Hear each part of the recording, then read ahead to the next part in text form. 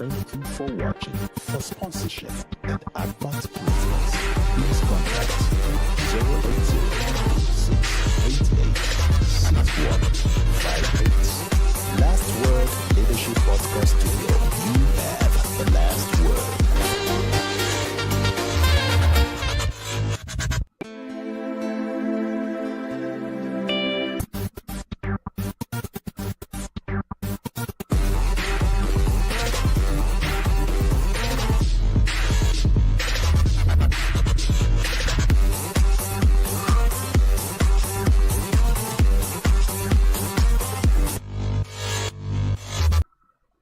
A wonderful afternoon to our viewers out there. It's time once again for Sports Orbit. My name is Afa Cho. Salifu Usman is also in the studio with me on today's edition of the program. Salifu, welcome to Sports Orbit. Thank you, Afi. We'll begin straight from the home front where, of course, reliable sources have revealed that the NFF, that's the Nigerian Football Federation, are about settling for a coach for the new coach for the Super Eagles, and from what we are gathering is that they might likely settle for an indigenous coach, but who that person will be is yet to be seen. Well, Salu for now is still in the realm of speculation. From what we are hearing, might settle for an indigenous coach. In the last couple of weeks, it's been back and forth. Today we hear it's a foreign coach, tomorrow indigenous coach. So we don't even really know what it will be until hopefully by this week the coach will be unveiled. Yeah, the back and front is expected, and just like people analyze and talking about this issue of the Super Eagles coach, and I think a lot of Nigerians are almost unhappy with the situations because we can't really have a team since almost 2 months now without a coach. The last coach contract ended in February 10, and ever since then now today we are talking, today is April 29, and Super Eagles are yet to have a coach, and at the same time the Super Eagles having a crucial World Cup match coming up in June, 2 matches precisely against South Africa and Benin Republic, and the team that but the obvious thing that just like what we this information, just like you say, coming from those that are very close to the board who are supposed to know the information within the federations are telling me that they may announce the coach tomorrow. But tomorrow we will be able to know the new Super Eagles coach. Even at the weekend, there's also an information that because when we heard at the Minister of Youth, although previously, if you recall one of our story, when we heard that the minister is also still discussing with the Peseiro to get the Peseiro back, but at the end of the day, at the weekend, the Peseiro, the minister denied that and tell the Super Eagles to go ahead to employ whoever they want to employ. He told in a clear time that if they can afford a foreign coach, they should go ahead and appoint a foreign coach, and if they can afford to pay him, they will go ahead and appoint a foreign coach, and if they cannot afford, then they should do what they feel they can do. And I think that to me that has actually brought the NFF to a corner. And if you recall the previous the last 2 coaches of the Super Eagles who are expatriates, who are foreigners, you know how their wages and the issue that's already their wages. The last occupant of that job, Peseiro, could not get his wage pay because backlog of a year. He has to take the intervention of the federal government just a few days of the Nations Cup for federal government to offset his backlog salary. And General, if you also recall, General could not get his pay until he was sacked, and he had to take the intervention of he had to take the report to FIFA before he gets his money. So coupled with that, and the federal government have hands off their hand that they will not have anything to do on how to pay the Super Eagles coaches. That is clearly NFF duty, president of NFF to pay the Super Eagles coach. And I tell that if you can still go for a foreign coach, and if you can pay the foreign coach, then go ahead. So I think that has brought NFF corner, and that's why we are now begin to hear that they may unveil the new coach this week, precisely before Thursday. So let's look at it. But and if you look at the name that has been sprung up from the local scene, is now between the job has been narrowed down between Philip George and Emonike, and some also are also saying that yes, two of them may be appointed as the Super Eagles coach, one as as the head of the coach, and one as an assistant coach. And I think that is definitely going to happen. We're definitely going to have two of them as the coach of the group. But who is going to be the lead? That's what we want to get. All right, moving on now. Second Vice President of the Athletics Federation of Nigeria, Rosa Collins, has reminded Sports Minister John Eno to fulfill his promise to set up an independent probe panel to look into the running of the federation, including its audit committee report. Collins, a former Nigerian international and African Games gold medalist, said the sports minister promised an independent probe panel to look into the AFN audit committee report that indicted its president Tonobok Okowa after his meeting with the board of the federation late February. The statement said the sports minister promised to set up an independent panel to probe activities of the federation as well as the report of the audit committee set up via resolution of the board, said Collins. Well, I think he's trying to remind the sports minister, who maybe currently might be occupied with other things. Or deliberately jettisoning the idea. No, of course, when you come into office newly, there are so many promises, but when you see what's sitting on your table, you begin to select what's important and what's not. And clearly, this might be one of those things he feels are not too important for now. I mean, we have the Olympics coming up, we have the issue of new coach for the Super Eagles. So I think for now, this might be something you might feel, okay, let's put this aside till we sort out some of these things. But I agree, I tend to disagree with you a little, in a sense that this one may not engage him. All you need to do, just set up an independent committee or an audit or another audit firm to audit that report. It's not your job. You may even set up a people outside the sport ministry. Come and look at what the auditing, what they have alleged in their report that those things happen. And at the same time, if I'm in a position as a minister of sport, who you are preaching transparency, that you are preaching integrity, who are also against corruption, and if you see something that there's an alleged that so money has been embezzled, you should be interested to know what really happened and to get to get the result. Like if you look at the AFN federations at the moment, the Okowa led board has been split into two. We had another board has been led, not really being led, but we have a board has been split into two. A board of about 5 to 6 members have left. Have moved out of the board, claiming that there's a heavy corruption in the board. And until the federation, the president agreed to do the needful by subjecting himself to probe, they set up an auditing committee who's audited the account of the federation. And in that auditing federation, after some time, the president and the secretary were indicted of some foul play in that report. And that after submitting the report and hand over the report to the minister, and the minister promised to look into that report and set up an independent group panel to look at it, what they're doing it. And that's what Rosa Collins, the former Nigerian international, is also reminded. The first vice president, which is Gazama, the life of Gazama, Rosa Collins, and several other, even the former director of athletics. One man from representing the south, representing the southeast. All of them and several other, about 6 of them, are currently fed up with the federation.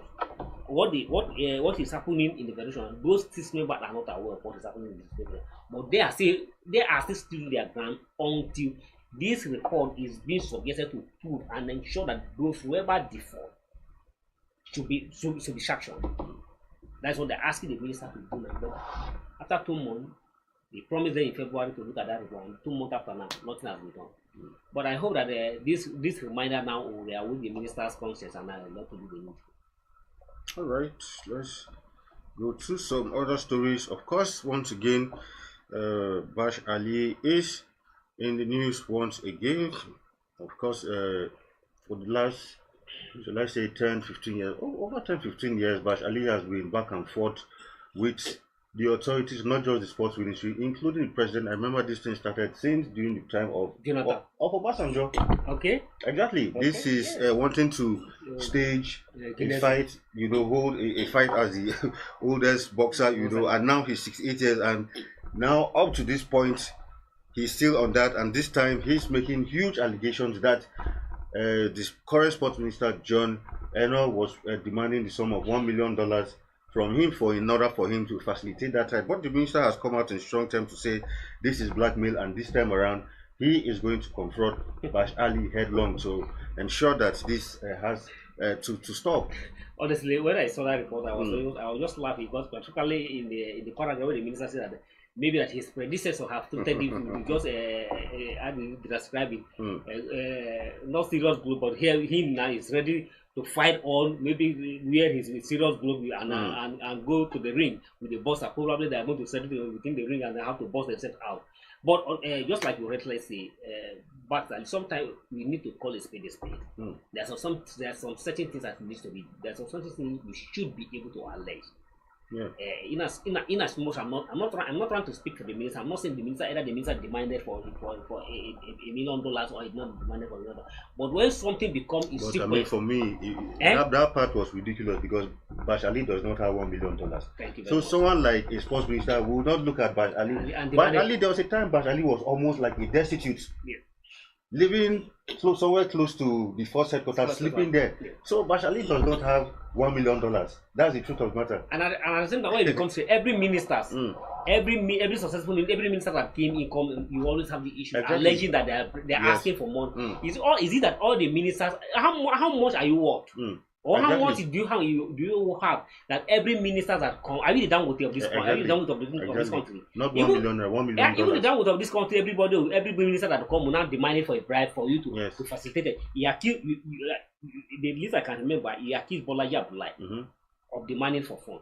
You accuse Anagogo. You accuse Solomon Dalong. You accuse Sunday Dare. To the extent you are Sunday Dare, but and now this means that every minister that's come, you keep on accusing them of demanding for. Is it by way of just blackmailing them that will now enable them to facilitate your fight? And just like the former minister Sunday Dalong clearly telling in the clear time that professional boxing is not the affair of government at all.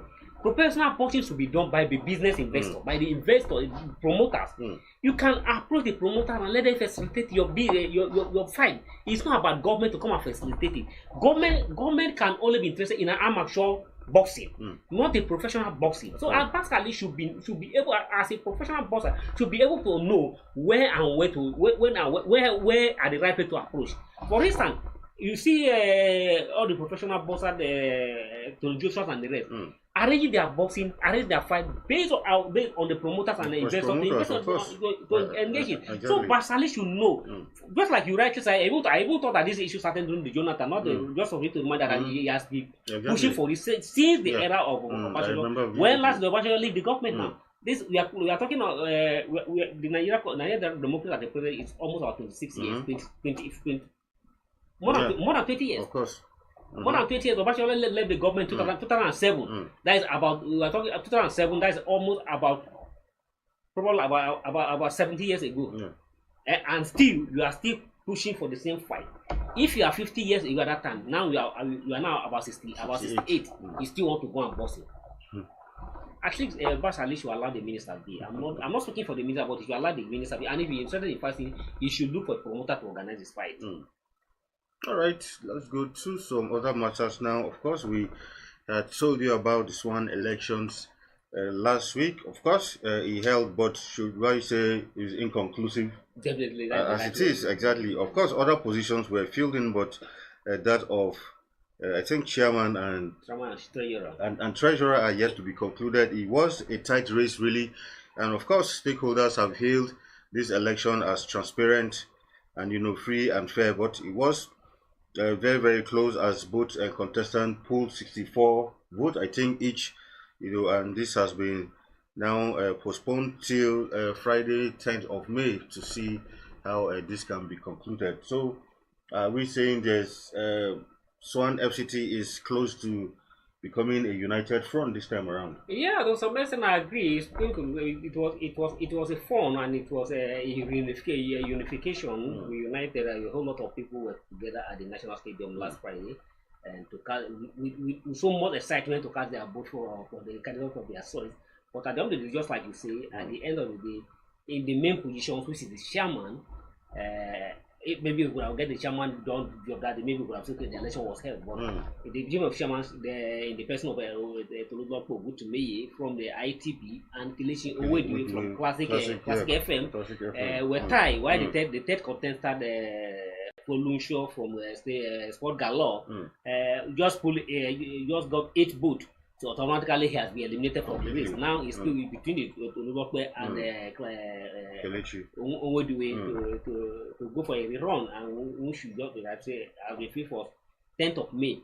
And but the most interesting thing now was like what my only worry now as a stakeholders and as well as one of the participants in that election, as one of the voters, because the enthusiasm, the passion at which people turn out for that election that day, either people will be still willing to turn out in that full strength. That is my only worry, and at the same time, I am not envy the contestant now because those two guys, I don't know how their feelings is Friday and how they are going to feel till May 10, because obviously there's a mod on their head now.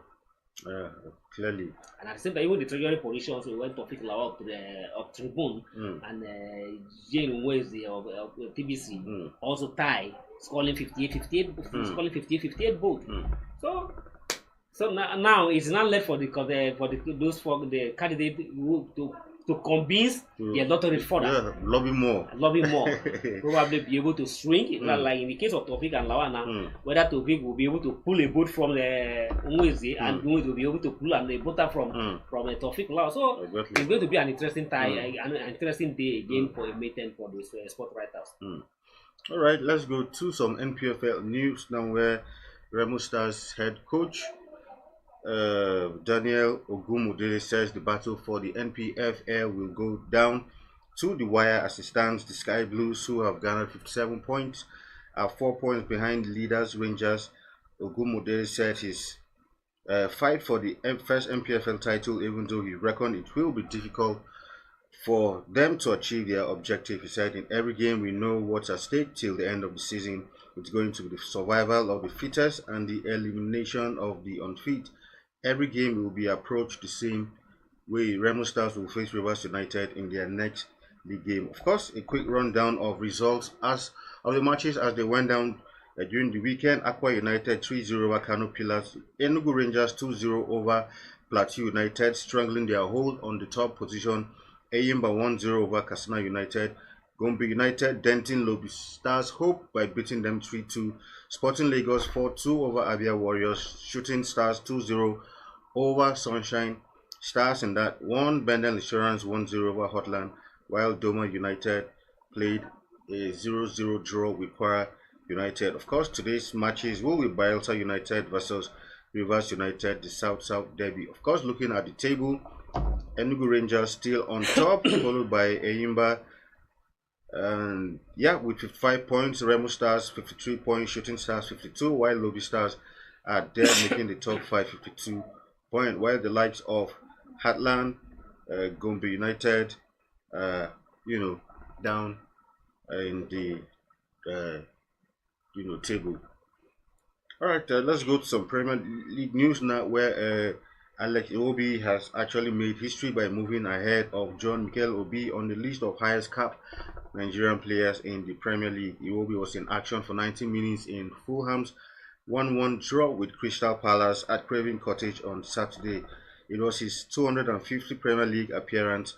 The 27-year-old was previously tied on 249 appearances with Chelsea midfielder Mikel. I think impressive for Iwobi. That tells you how long he's been in the Premier League. Imagine that. Iwobi started just exactly, and I'm surprised that he has become the most capped Nigerian. Premier League, apart from this guy.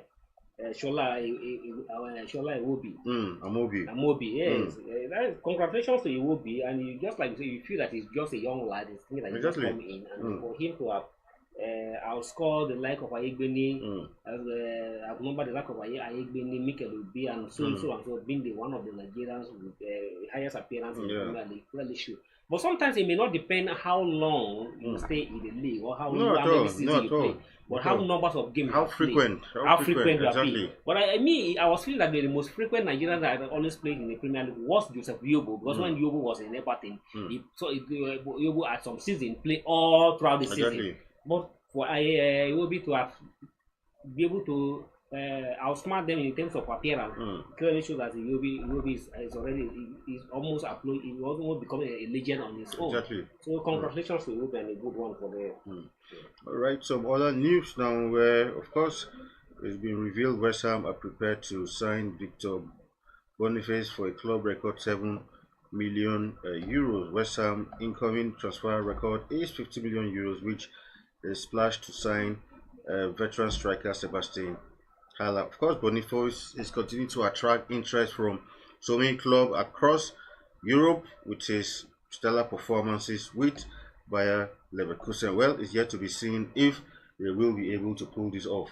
Yeah, it's yet to be seen if they will be able to pull it. At the same time, I doubt that Boniface will be willing to. Yes, it is always the desire of every player to play in the Premier League. But going by the success, what they have just achieved in the Bundesliga, winning the league, and also on the bench of winning the Europa League, and they'll be willing to just part away with the club and then go on their way and come to the Premier League. If I'm in his position, I would definitely still want for a club like West Ham. West Ham. If I'm in the position and if I'm being the one to advise him, I clearly advise him, please just stay where you are for now. Actually, all right. Let's go straight to the Premier League, where of course interesting matches were seen during the weekend. The Premier League getting to the business end of the league, and of course interesting matches went down. Of course the London derby was what everybody was looking forward to, and of course Arsenal came out on tops in that one. And of course for champions Man City, looks like no stopping them. Man City simply can't slow it down, simply can't stop winning games as they go. And keep on mounting pressure on Arsenal, and then Arsenal know that they are just sitting on the top just for temporary, temporary. But in the real sense, or by mathematical arrangement, they clearly know that they are not the leader of the top. They are not the leader of the league at the moment. They are just holding forth for Man City, obviously. Talking about the Premier League, the London derby, one would have expected that Tottenham are going to give Arsenal a spoiler, but unfortunately Arsenal was able to come out top. Although in the first half, within the first half, Arsenal was almost 3 go up, but they almost lost it again. The Tottenham coming back struggling in the second half, scoring 2 goals. One was afraid either they are going to equalize it, but unfortunately Arsenal was able to escape with just a slim bit. 3-2 it ended, and in favor of Arsenal. That have made Arsenal to maintain their position still temporarily, as I said earlier, on the top with just 1 point ahead of the main leader, which is Man City behind. And for Liverpool, it was after suffering a 2-0 lead, 2-0 defeat in the Manchester in the derby Liverpool. At the weekend again, they suffered another 1-1 draw. 2-2 actually. 2-2 draw against West Ham. That has automatically, in my own beef, I'm not mistaken, that has automatically ended their hope of winning the Premier League this season, except something happened. Three matches still to go. Yeah, exactly. 3 matches still to go. Well, anything can happen. This is football. Well, with just 3 matches to go, Arsenal have 3 matches to go against Everton, Bournemouth, and Manchester United.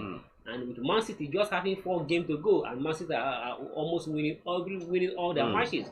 Except something mysterious happened against Man City, and as it is, it may likely going to be how it ended last season. All right.